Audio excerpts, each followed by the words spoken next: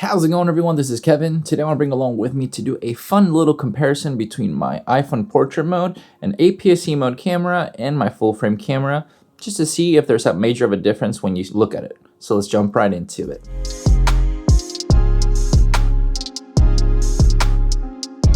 So I recently got this Fuji X-E4 and I thought it'd be kind of cool to put it against the portrait mode style of the iPhone, especially because I want to have a little bit of a comparison, just because I want to have something that's simple to use as my everyday kind of style of photos, but also wanted to see the quality difference between the portrait mode of my iPhone 14 Pro Max, the Fuji X-E4, and my Sony A7 IV that's hanging out over there.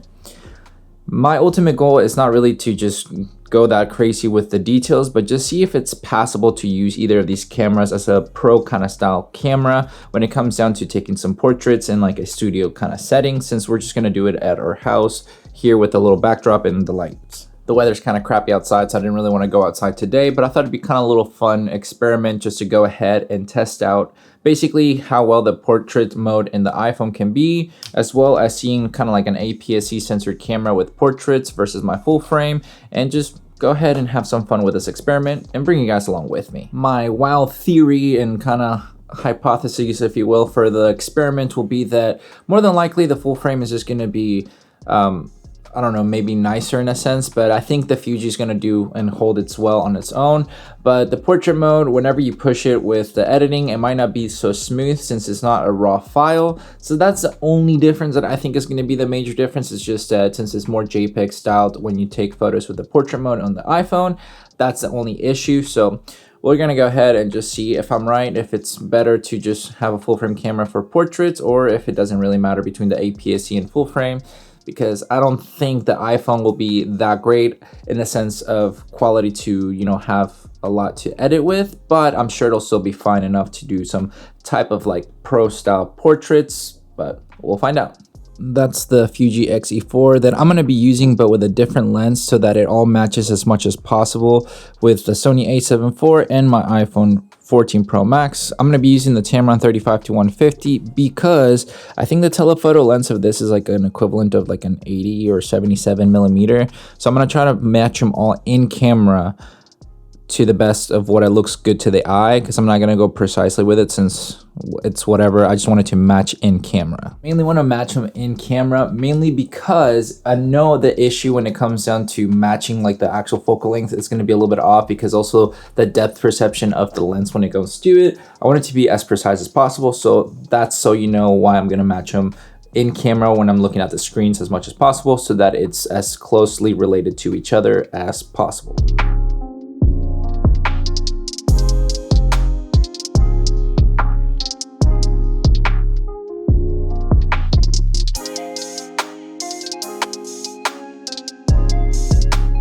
So we got our nice studio setup going on. I'm just gonna use one key light, the blue background. I don't feel like changing colors. I've used the blue quite a bit, but I'm kind of lazy to have to change the colors right now. And we're just gonna go ahead and take some of the photos, see how they look, compare them side to side, and then give you my little thoughts on it, and maybe it'll be something revolutionary.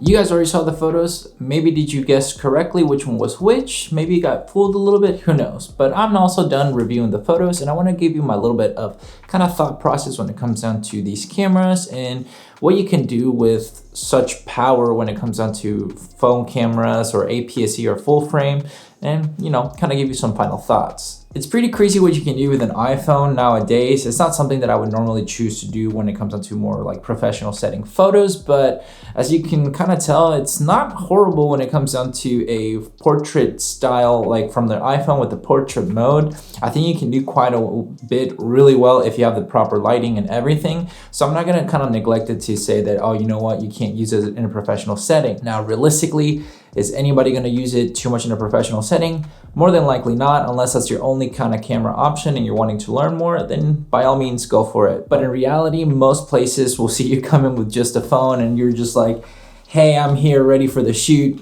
let's go. Gonna be a little bit of maybe judging a book by its cover. You might be able to take some great photos and they'll be fine with that. So it just depends in relevance to whatever is happening. I mean, you can do a lot of phone kind of videoing and everything, because a lot of places nowadays have been liking that kind of like user-friendly kind of style of phones videos for their social medias, because it makes it feel more authentic. That's something that I've noticed more relevant whenever I see some social media kind of like ads, but not every time will you see that, so that's just a given. But with the aps-c mode, you're able to do quite a bit with them. I mean, I'm not gonna say that they're not professional cameras, because if anybody says that, they're kind of lying to you. It's all about who's using it at the end of the day. But I really love the Fuji line of cameras for aps-c line. I think they're probably like the best of aps-c mode style of cameras. So if I would ever go to an aps-c sensor because I want to condense down, I would just only use my Fuji and find one that has good video as well, because, well, that's something that I would want to do, since I like to do filming with videos for YouTube or myself, little shorts or whatever I want to do kind of style. So that's something that I would, kind of consider, because these colors of Fuji tend to be really great when it comes down to the Fujifilm recipes and everything you can do with the raw files. You get some great quality glass with the Fuji line of lenses. I mean, this is a kit lens that we shot with. It's the 18-55, which is I think a 2.8 to 4, which is pretty great because it has OSS on it. So like you're able to, I guess they call it OIS for the Fujifilm line. I mean, every camera company is different, but yeah, I mean, it's really cool because you can do cool videos with this as well as photos, and you have that little zoom range that you can use for different focal lengths. So pretty convenient. Now, obviously, it might be biased, but I do love shooting portraits more professionally with my Sony A7iv and 35-150. It just has a lot of good range, and it has a really good kind of just basically going from 35-150 range. And then the quality of files with the Sony A7iv, I haven't had any issues ever. So I think it's a great setup to have if you're trying to do more just professional style. So it's a cool little comparison to go between these, because if you're just kind of doing on social media, most people won't be able to tell the difference. If people and your clients that maybe want to hire you are going to be seeing what you're shooting with, and that's probably going to be the illusion that you might have to sell on, because it's kind of funny to think about it, that most people will feel comfortable with a photographer or videographer the more specced out their setup is, rather than seeing what the end result will be. It's a lot of bias that you'll find with people trying to, get people to work for you or whatever. But it's just wild to me that if I would show up with this to a portrait shoot and I have never used it, people would think and automatically assume that I'm the better photographer than if somebody with this kind of setup came or with their phone. So it's just kind of funny to me. That's why I want to do this little fun experiment. And I mean, it came down to really just viewing as, what do you consider quality? I mean, which one was sharper? Which one looked better? Which one captured my face in a more even, let's say, structure, not over digitalized or whatever. So it just depends on you. But for me, I liked all of them, but my favorite ones are going to be between the Fuji and the Sony. So that's just me, because I prefer shooting with an actual camera, not so much my phone.